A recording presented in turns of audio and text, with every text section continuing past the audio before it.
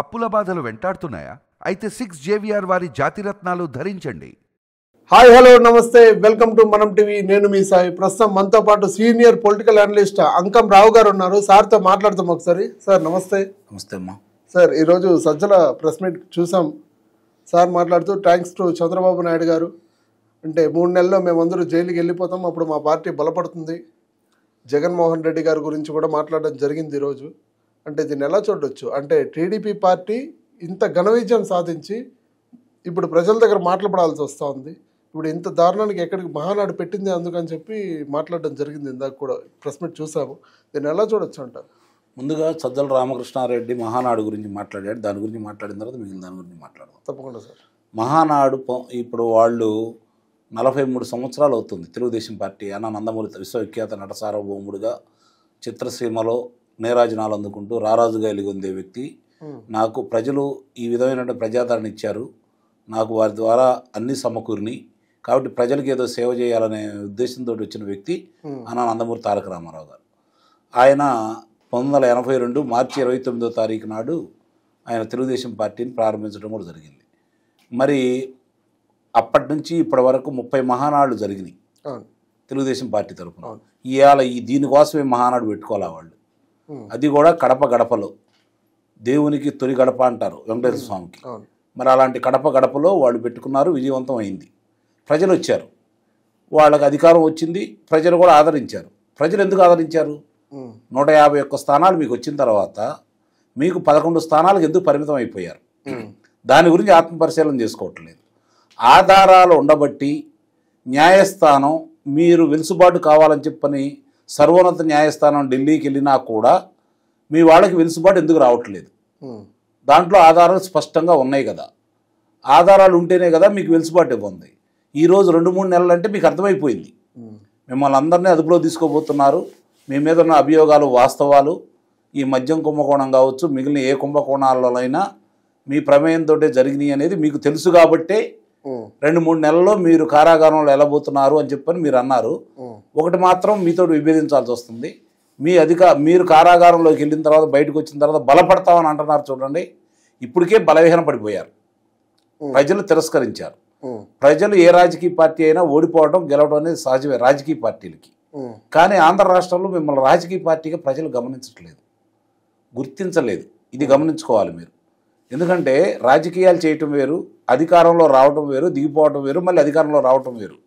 ప్రజలకి వాళ్ళు చేసినటువంటి మంచి పనులు లేదంటే వాళ్ళు చేసినటువంటి ప్రజాకంటకమైనటువంటి నిర్ణయాల వల్ల ప్రజలు తీర్పిస్తూ ఉంటారు. మిమ్మల్ని చూసి భయపడ్డారు. మీది రాజకీయ పార్టీ కాదు, మీది ఒక వ్యాపార సంస్థ. దీంట్లో కూడా డబ్బులు ఎలా సంపాదించవచ్చు అని మాత్రమే ఆలోచించుకున్నారు. ఆంధ్రప్రదేశ్ రాజకీయాలు కాంగ్రెస్ పార్టీ అధికారంలో అన్ని రోజులు ఉన్నా పొరపాట్లు చేసినా మరీ అది ఇబ్బందికరమైన పరిస్థితుల్లోనూ ప్రజలను ఇబ్బందికరమైన రీతిలో తీసుకెళ్ళింది మాత్రం 2004 వైఎస్ రాజశేఖర రెడ్డి అధికారంలో వచ్చిన కానించి. ఇది మాత్రం వాస్తవం. కారణం ఏంటంటే ఎంతోమంది ఐఏఎస్ అధికారులు ఆ రోజు కారాగార వాసం చేయడం కూడా జరిగింది. వారి మీద చాలా అభియోగాలు ఉన్నాయి, ఇప్పటికీ ఎదుర్కొంటానే ఉన్నారు. వాళ్ళ కుమారుడు అయినటువంటి జగన్మోహన్ రెడ్డి 5 సంవత్సరాలలో పప్పు బెల్లాలాగా కొన్ని పథకాలు ప్రజలకు ఇచ్చేసి దాన్ని అడ్డం పెట్టుకొని ఏ విధంగా ఆస్తులు దోసిపెట్టింది 43,000 కోట్ల రూపాయలు ఆదాయ పన్ను శాఖ వాళ్ళు గుర్తించేసి 16 నెలలు కారాగార వాసంలో పెట్టారు. అయినా సరే ప్రజలు వీటి గురించి పట్టించుకోకుండా రాజశేఖర రెడ్డి ఏదో చేశాడని చెప్పని మీరు భ్రమలు కల్పించేసి ఆయనే ఈ రాష్ట్రానికి సంజీవిని లాగా వాళ్ళ అబ్బాయి వస్తే తప్ప ఈ రాష్ట్రం బాగుపడదన్న విధంగా మీరు ప్రచారం చేసిన దాన్ని ఒక రకంగా ప్రజలు నమ్మారు.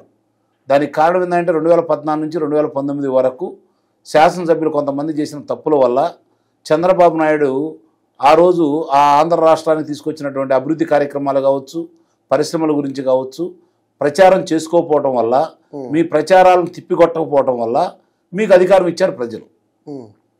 అధికారంలోకి వచ్చి 151 స్థానాలు మీకు అధికారంలో మీ చేతిలో పెడితే మీరు చేసిన నిర్వాహకం ఏంటో ప్రజలందరూ గమనించారు. ప్రజలు భయపడ్డారు. ప్రజల ఆస్తులు దోసుకున్నారు, ప్రభుత్వ ఆస్తులు దోసుకున్నారు, ప్రభుత్వ ఆస్తులను తాకట్టు పెట్టారు, ఎదురు తిరిగిన వాళ్ళని నిర్బంధించారు, కారాగార వాసంలో పెట్టారు, దౌర్జన్యం చేశారు, దాడులు చేశారు, శారీరక హింసకు పాల్పడ్డారు, కొంతమందిని భౌతికంగా లేకుండా కూడా చేశారు.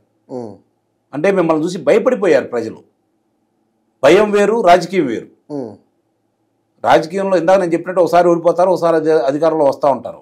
అది రాజకీయ పార్టీలు చేస్తున్నటువంటి ప్రజలకి ఉపయోగకరమైన కార్యక్రమాలు కావచ్చు, ప్రభుత్వాలు ప్రజలకు ఇబ్బందికరమైనటువంటి నిర్ణయాలు తీసుకుంటే వాటిని వ్యతిరేకించి ప్రజలను చైతన్యపరిచి ఈ ప్రభుత్వం తప్పు చేస్తుందని చెప్పని ప్రజల మధ్య ఎండగట్టగలిగినప్పుడు వాళ్ళకి ప్రజలు అధికారం ఇస్తారు. రైట్. కానీ మీరేం చేశారు? మాయమాటలు చెప్పారు, అబద్ధాలు చెప్పారు, అసత్యాలు ప్రచారం చేశారు, లేనిది ఉన్నట్టుగా చేశారు. మీ రాజకీయ అవసరాల కోసం, జగన్మోహన్ రెడ్డి ముఖ్యమంత్రి కావడం కోసం సొంత బాబాయిని కూడా ఇతనే చంపించాడు అనే అభిప్రాయం ఈరోజు ప్రజల్లో బలంగా ఉంది. కోడిగత్తి ఉదంతం తీసుకున్నా కూడా, ఆ జనపల్లి శ్రీనివాసరావు అనే వ్యక్తికి ఏదన్నా మీరు వెళ్ళి న్యాయస్థానంలో నిజంగానే ఇతను నన్ను పొడిచాడు, నన్ను చంపబోయాడని చెప్తే 2 సంవత్సరాలు 2.5 సంవత్సరాలు అతనికి కారాగారవాసం పడేది, లేదంటే ఒక 3 సంవత్సరాలు పడేది. కానీ మీరు న్యాయస్థానాన్ని కోతబెట్టి దూరంలో ఉన్న న్యాయస్థానానికి వెళ్ళి మీరు బాధితుడు అయ్యుండి కూడా మీరు న్యాయస్థానానికి వెళ్ళి చెప్పకపోవడం వల్ల దీంట్లో కుట్రకోణం ఉంది, అదే ఎన్ఐఏ తేల్చడం కూడా తెలిసిన తర్వాత దీంట్లో రాజకీయం ఏమి లేదు, వీళ్ళు కావాలని చేశారని అర్థమైపోయిన తర్వాత ప్రజలు అటు వైఎస్ వివేకానంద రెడ్డి హత్య కావచ్చు, లేకపోతే ఈ విషయాలు కావచ్చు, కుంభకోణాలు కావచ్చు, జరుగుతున్నటువంటి విషయాలన్నీ కావచ్చు ప్రజలు గమనించారు కాబట్టి, ఎంత ఇబ్బందులు పడ్డారో చూశారు కాబట్టి, రహదారులు కూడా లేకుండా గ్రామాలను ఏ విధంగా చేశారో చూశారు కాబట్టి, వాలంటరీ వ్యవస్థ తీసుకొచ్చి అస్తవ్యస్తంగా చేశారు కాబట్టి, పంచాయతీ వ్యవస్థలకు సమానంగా మీరు సచివాలయ వ్యవస్థలను తీసుకొచ్చారు కాబట్టి ఇవన్నీ కూడా ప్రజలు గమనించారు. రైట్. రాష్ట్రాన్ని ఏ విధంగా దోచుకున్నారో వాళ్ళకి అర్థమైపోయింది, కళ్ళ ముందు కనపడింది. రెండోది ఇదే మీరు అంటున్నారు కదా, మేము అధికారంలోకి వచ్చి నిజంగా ఏదైనా చేయాలనుకుంటే 3 నెలల్లోనే చంద్రబాబు నాయుడు గారిని అదుపులో తీసుకుంటామని అచ్చెన్నాయుడు గారిని తీసుకున్నారు, నలందా కిషోర్ గారిని కరోనాలో తీసుకొని ఆయన చావుకు కారణమయ్యారు, అచ్చెన్నాయుడు గారిని తీసుకున్నారు, కోన రవికుమార్ని తీసుకున్నారు, పల్లా శ్రీనివాసరావు గారిని ఇబ్బంది పెట్టారు, సబ్బం హరి గారిని ఇబ్బంది పెట్టారు, అశోక్ గజపతిరాజు గారిని అయితే ఏ విధంగా ఆయన్ని భారతదేశంలో ఎంతో గౌరవిస్తారు, అలాంటి వ్యక్తిని మీ మంత్రి ఏ విధంగా మాట్లాడారు వెల్లంపల్లి శ్రీనివాసరావు, అలాగే విజయసాయి రెడ్డి కావచ్చు ఎంత ఇబ్బందిగా మాట్లాడారు ఆయన్ని. ఇవన్నీ కూడా ప్రజలు గమనించారు.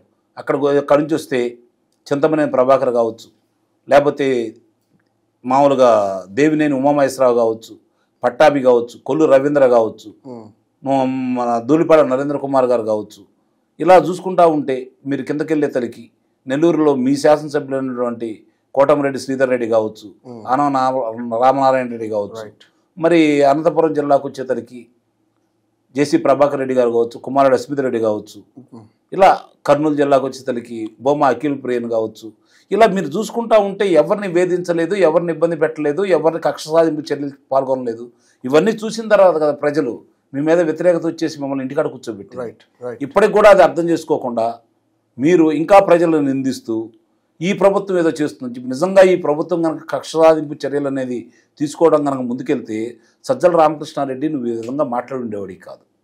రైట్. ఇక చూస్తే టీడీపీ పార్టీకి ప్రజలే పాడి కడతారు అనే పెద్ద పదం ఎందుకు వాడాల్సి వచ్చిందంటారంటే, సజ్జల గారు ఇందాక మాట్లాడుతా ఇప్పుడు మా నాయకుల మీద అందరూ కేసులు పెట్టి లోపలేస్తున్నారు, అనారోగ్యంతో బాధపడతా ఉన్న బెయిల్ రాకుండా ఇచ్చేస్తా ఉన్నారు, ఇప్పుడు నెక్స్ట్ మా ప్రభుత్వం వస్తే మీ పరిస్థితి ఏంటో ఆలోచించుకోండి అని చెప్పి హెచ్చరిక కూడా జారీ చేశారు, హుకుం జారీ చేశారు. అంటే భయపెట్టాలని, అధికారులను భయపెట్టాలని, వాస్తవాలని ఒక్కోటి వెలుగు చూపుతున్నారు కాబట్టి సిట్ ఇంత వేగవంతంగా పనిచేస్తారని వాళ్ళు అనుకోలే. సిట్ను వాళ్ళని ఏ విధంగా ఉపయోగించుకున్నారు, సిఐడిని కావచ్చు వాళ్ళని ఏ విధంగా ఉపయోగించుకున్నారు, అర్ధరాత్రి పూట వెళ్ళి గోడలు దూకెళ్ళి తలుపులు బద్దలు కొట్టి మహిళలైనా సరే వాళ్ళకి వస్త్రాధారణ చేసుకునే అవకాశం కూడా లేకుండా కట్టుబట్టలతోటి బయటికి తీసుకుని వచ్చేసి వాళ్ళని ఏ విధంగా ఇబ్బంది పెట్టారో వాళ్ళు చూశారు కాబట్టి ఆ విధంగా ఉపయోగపడాలనుకున్నారు తప్ప పోలీసుల్ని ఈ విధంగా వీళ్ళు ఇలా వేగవంతంగా ఒక్కొక్క అంశాలను బయటికి తీసుకొచ్చి సాక్ష్యాధారాలతో సహా న్యాయస్థానం ఏమన్నా వీళ్ళు చెప్తే ఏంటదా, ప్రభుత్వం చెప్తే ఏంటదా, పోలీసులు చెప్తే ఏంటదా? కాదు కదా, సాక్ష్యాధారాలు కావాలి కదా. ఆ సాక్ష్యాధారాలను కొన్ని సరైన సమయంలో వీళ్ళు సమర్పించకపోవడం వల్ల కొంతమందిని విడుదల చేయడం కూడా జరిగింది కదా. ఇవన్నీ చూస్తూనే ఉన్నారు కదా. ఇక్కడ సాక్ష్యాధారాలు స్పష్టంగా ఉన్నాయి కాబట్టి అతను ఎన్ని మాటలు చెప్పుకున్నా, ఎంత బెదిరించినా మళ్ళీ అధికారంలోకి వచ్చేది అసలు ఆ పార్టీ ఉంటే కదా, ఆ పార్టీ మనుగడ సాగిస్తే కదా. అసలు దాంట్లో అనుమానం ఏముంది? ఇవన్నీ బయటకు వచ్చేసి రేపు పొద్దున వీళ్ళందరూ కారాగారవాసం వెళ్ళిన తర్వాత ఎవరుంటారు ఆ పార్టీలో? ఇలాంటి వాళ్ళు తప్ప ఇంక మిగిలిన వాళ్ళు ఎవరుంటారు? ఒక్కడు వస్తుంది. ఇప్పుడు రేపు ఆయన వంతు వస్తుంది, సజ్జల రామకృష్ణారెడ్డి వంతు, వాళ్ళ అబ్బాయి వంతు వస్తుంది. మరి ఎందుకు పారిపోతున్నారు? ఎందుకు ధైర్యంగా ఎదుర్కోవట్లేదు? రఘురామకృష్ణరాజు గారు లాంటి వ్యక్తిని మీరు ఆయన పుట్టినరోజు నాడే అదుపులో తీసుకొని ఆయన చంపాలని ప్రణాళిక రచించిన ఆయన మీ మీద పోరాడాడు, విజయం సాధించాడు. ప్రజలకు చెప్పగలిగాడు. మరి మీరు చేసింది ఆ రోజు ఏంటి? ఇందాక నేను చెప్పిన వ్యక్తులందరినీ అదుపులో తీసుకుని ఏం చేశారు? ఎంత ఇబ్బంది పెట్టారు? ఎంతమంది మీద దాడులు చేశారు? మీ దళిత ఆయన మామూలుగా ఆయన డాక్టర్ సుధాకర్ గారు మాస్క్ అడిగిన నేరానికి ఆయన ఏ విధంగా చేసి ఆయన చనిపోవడానికి కారణమయ్యారో ప్రజలందరూ చూశారు. మీ దళిత డ్రైవరు సుబ్రహ్మణ్యాన్ని చంపి ఇంటి ముందు పడేస్తే అనంతబాబు కనీసం అతని గురించి మాట్లాడకుండా ఈ రోజు దళితులు గుర్తొస్తా ఉన్నారు. ఆ రోజు ఎవరైనా సరే మీ ద్వారా చనిపోయిన వాళ్ళు కావచ్చు, తోట చంద్రయ్యని నడిబజార్లో గొంతు కోసినప్పుడు గుర్తు రాలేదా ప్రజాస్వామ్యం గురించి? అంటే ఇదంతా జగన్ గారికి తెలిసే జరుగుతుంది, తెలిసే జరిగింది, కావాలనే చేశారు. ఎందుకంటే ప్రజల్ని భయభ్రాంతులకు గురి చేయాలని, ప్రశ్నించకూడదని.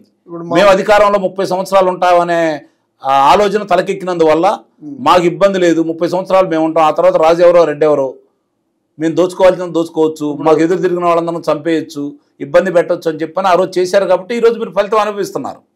అది మర్చిపోయి వీళ్ళేదో చేస్తున్నారు అంటే ఇంకా పార్టీ శ్రేణులు కావచ్చు, తెలుగుదేశం పార్టీ శ్రేణులు కావచ్చు, జనసేన శ్రేణులు కావచ్చు, భారతీయ జనతా పార్టీ శ్రేణులు కావచ్చు, సామాన్య ప్రజలు కావచ్చు, ఉద్యోగస్తులు కావచ్చు, ఈ కూటమి ప్రభుత్వం వచ్చిన తర్వాత వాళ్ళని ఇబ్బంది పెట్టిన వాళ్ళని కఠినమయంగా వాళ్ళు నిర్ణయాలు తీసుకోవటం లేదు, కారాగారంలో పెట్టట్లేదు, వాళ్ళు అదుపులో తీసుకోవట్లేదు అని చెప్పి ఇంకా ఈ కూటమి మీద ఏదన్నా ప్రజల కోపం ఉందంటే ఆ విషయంలో తప్ప పరిపాలన విషయంలో కావచ్చు, అభివృద్ధి విషయంలో కావచ్చు వాళ్ళు ఏ విధంగా కూడా ఈ కూటమి ప్రభుత్వాన్ని తప్పుపట్టాల.